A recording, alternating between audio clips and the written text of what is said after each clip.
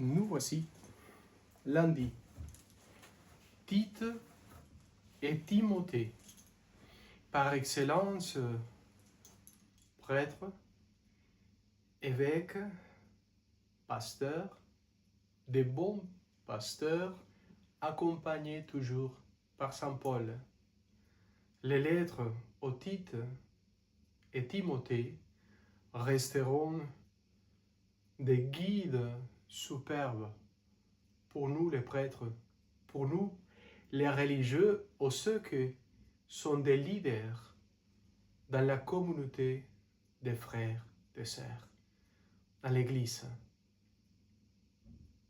Que Tite et Timothée nous aident à être des bons bergers pour le monde entier, pour que chaque fois soit de plus en plus de gens qui s'approchent du Christ, qui on donne des vrais témoignages du Christ à ce monde, à cette humanité qui a besoin de regarder et de voir le visage de Christ, surtout dans nos cœurs, dans notre visage, qui soit capable de rencontrer la miséricorde de notre Seigneur. L'évangile d'aujourd'hui, Marc, chapitre 3, 22 au 30. On va vous laisser aussi dans les vidéos de cette chaîne de YouTube, on va essayer de vous laisser chaque dimanche la messe en chant grégorien, la messe chantée en grégorien, qui célèbre le chœur grégorien de Paris à l'église de Saint-Vincent de Paul, chaque dimanche à 9h du matin. Vous êtes tous bienvenus. C'est la célébration chantée, c'est la messe chantée, célébrée toujours par des prêtres proches au chœur grégorien de Paris, ouverte bien sûr à tout le monde peut rentrer, et les lazaristes nous sont reçus d'une manière magnifique. On suit le Novus Ordo, le missel de Paul VI, et on célèbre selon les missels pour être chanté en grégorien, qui a été fait par les moines bénédictins de Saint-Pierre de Solesmes. Les chœurs grégoriens de Paris, on peut dire on est des fils, les chœurs grégoriens de Paris, auxquels j'appartiens, on est vraiment des fils du chœur de l'abbaye de Solesmes. Ceux qui font partie du chœur grégorien de Paris et ceux qui ont fondé les chœurs, et sont des jeunes adolescents des années 70 qui ont voulu faire du chant grégorien et qui sont arrivés chez les moines bénédictins de Saint-Pierre de Solesmes pour apprendre le chant grégorien. Ils ont fait l'école avec eux. Ils venaient pour apprendre la sémiologie, la paléographie, l'écriture, la direction. Et son but a été toujours chanter dans les concerts, etc., faire du chant grégorien, mais surtout le chanter dans l'endroit qui est propre, la liturgie. Et c'est la liturgie de Paul VI, bien sûr. Mais tout est possible de chanter en grégorien dans la liturgie de Paul VI.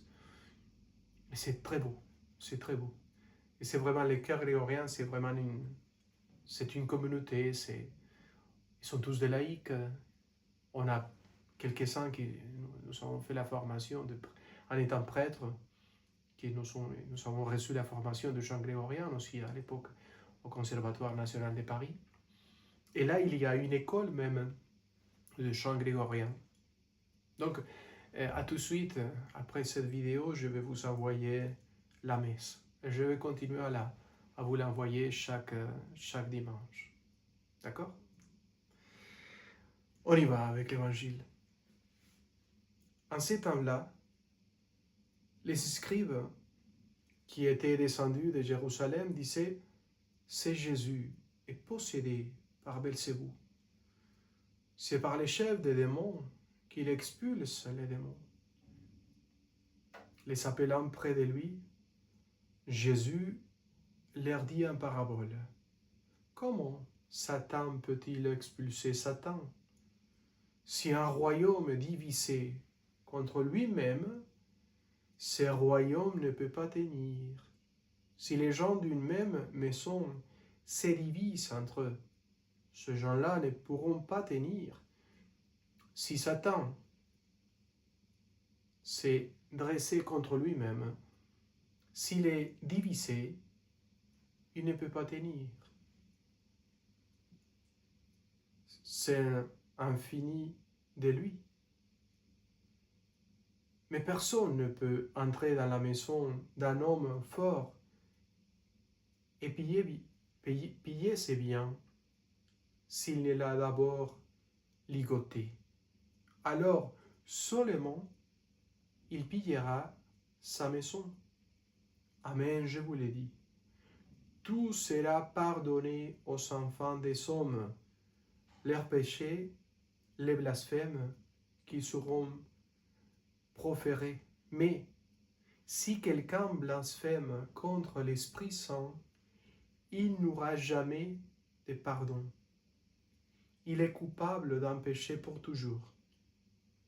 Jésus parlait ainsi parce qu'il avait dit, il est possédé par un esprit impur.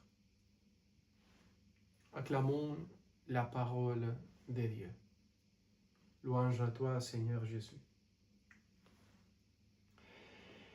Voilà les problèmes de la division. Dans l'évangile, justement, du dimanche, notre Seigneur parlait dans la deuxième lecture du dimanche, c'était Saint Paul qui disait c'est impossible que dans l'Église, il y a des gens qui disent je suis de Pierre, je suis de Paul, j'appartiens à celui-là, j'appartiens à celui-là. Si chacun appartient à quelqu'un, comme un guette, une communauté fermée, un petit troupeau de gens fermés en soi-même qui suivent, les uns suivent Paul, les uns suivent je ne sais pas qui, les autres suivent le Christ, mais les autres... C'est-à-dire, si on fait une division dans laquelle on ne suit pas le Christ, on ne marche pas à la suite du Christ, mais plutôt on se divise et chacun a un leader qui lui parle. Et pour lui, les meilleurs, les plus grands leaders, Dieu quoi, c'est celui-là. Et pas le Christ, là on a des problèmes. Aujourd'hui, les pharisiens et les docteurs de la loi vont arriver à dire que Jésus, notre Seigneur, fait les œuvres de miséricorde qu'il fait par le pouvoir de Belzébuth, par les chefs des démons. Là, c'est le pompon. Comment c'est possible? Comment c'est possible qu'on arrive à juger, à condamner notre Seigneur Jésus par les jugements, par la parole qui dit des mensonges sur notre Seigneur? À l'époque, on faisait ça, et encore aujourd'hui. Il faut voir les gens qui sont contre Christ, contre le christianisme. Des choses qui sont arrivées à dire, Seigneur, à quel point on arrive à être quelqu'un plein de haine, de colère contre Dieu, contre la miséricorde, contre l'Église. Qu'est-ce qui se passe à l'intérieur de l'être humain? Qu'on est capable d'avoir la haine contre Dieu lui-même, ou contre Jésus, ou contre des hommes et des femmes de Dieu, qui annoncent Dieu, qui proclament la volonté de Dieu. C'est pour cela que c'est très intéressant quand même que notre Seigneur va dire tous les péchés seront pardonnés, mais la blasphème contre l'Esprit Saint. Parce que vraiment, on arrive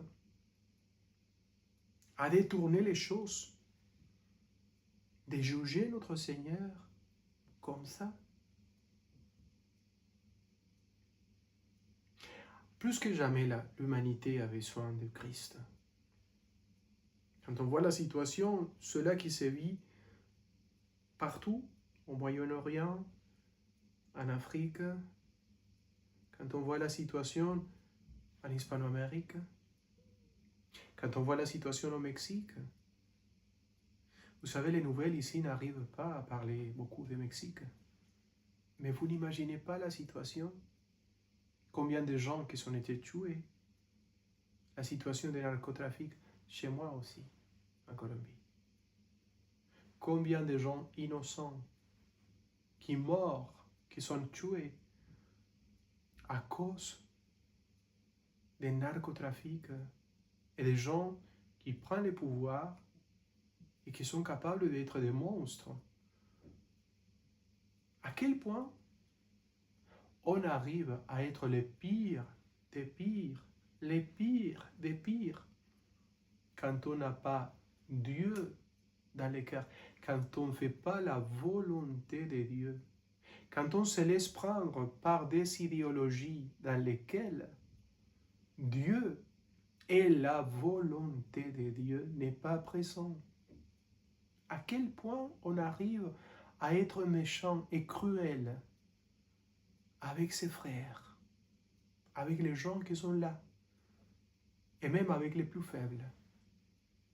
Mes chers amis, plus que jamais, il faut prier pour ceux qui se sont éloignés de Dieu, pour ceux qui agissent d'une manière tout à fait à la recherche de leur intérêt personnel, sans penser jamais aux autres, à aimer. Dieu est toujours là. Il attend, il ouvre la porte. Il veut que tellement du monde qui se sont éloignés, comme le fils prodigue, qui sont en train de déchirer son existence, retournent à lui. Il faut prier pour eux. Il faut revenir nous-mêmes à Christ, au Christ.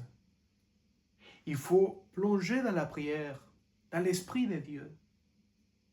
Il faut lui dire à Dieu lui-même, transforme mon cœur, guéris les blessures que j'ai dans mon cœur. Je suis sûr. Il est comme un docteur, comme un médecin, prêt à nous guérir, comme un infirmier, prêt à nous guérir, prêt à nous sauver, prêt à prendre celui qui n'en peut plus, ou qui est dans la solitude ou dans la méchanceté elle-même. Il veut prendre, faire sortir de la mort éternelle l'humanité tout entière. Laissez-vous prendre. Parlez du Christ à ceux que vous connaissiez et qui se sont éloignés de lui. Parlez de Dieu, de la réconciliation avec Dieu, du pardon que Dieu est capable de donner.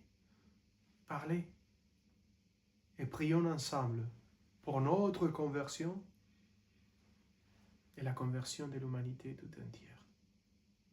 Que Dieu vous bénisse au nom du Père et du Fils et du Saint-Esprit.